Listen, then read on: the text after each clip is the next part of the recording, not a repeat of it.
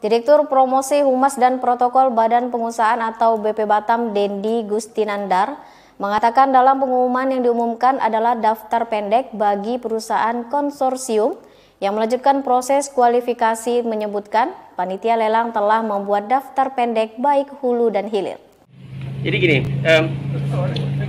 sesuai dengan dirilis yang kami sampaikan, awalnya pengumuman akan dilaksanakan di tanggal 3, namun karena ada beberapa hal yang dibutuhkan oleh panitia lelang sehingga dipospon dan diumumkanlah hari ini tanggal 12 ya sekarang, 12 Agustus. Dalam pengumuman sudah dijelaskan bahwa yang diumumkan adalah daftar pendek.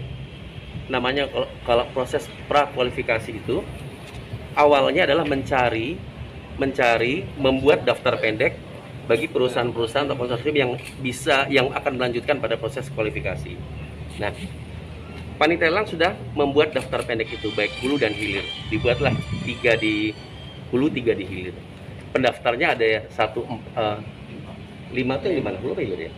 5 tuh ya begitulah pokoknya ya, ada yang 5 ada yang 4. Nah, memang dibuat daftar pendek 3. Intinya sebenarnya dalam proses pelelangan itu bagi perusahaan yang merasa ada keberatan pada hasilnya, ini masih sangat terbuka ruang untuk melakukan sanggah di seluruh proses lelang seperti itu. Artinya ini belum berakhir.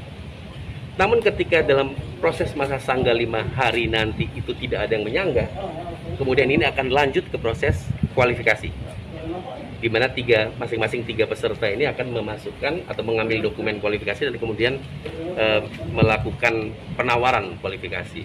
Jadi pengumuman ini bukan berarti sudah berakhir ya kualifikasi, tidak. Kita masih baru 5 hari lagi.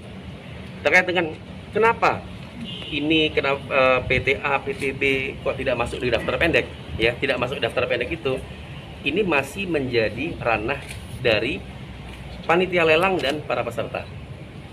Seluruh peserta di-email oleh panitia lelang terkait dengan alasan kenapa mereka tidak masuk dalam daftar pendek. Jadi memang saya pun tidak melihat kita istilah kertas kerjanya. Saya pun belum melihat kertas kerjanya karena memang ini adalah komunikasi yang dijalankan oleh komunikasi yang terjadi antara panitia lelang dengan para pesertanya.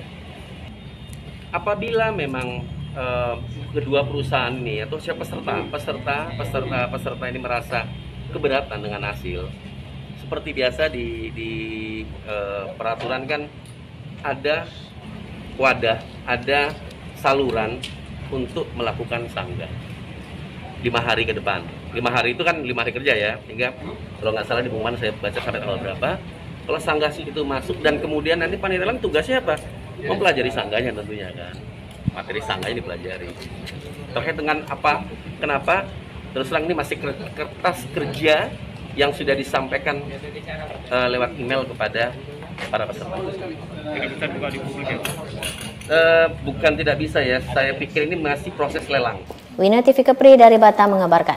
Ini masih proses lelang, sehingga tentunya hal-hal yang teknis ini komunikasi antara panitia dengan para peserta.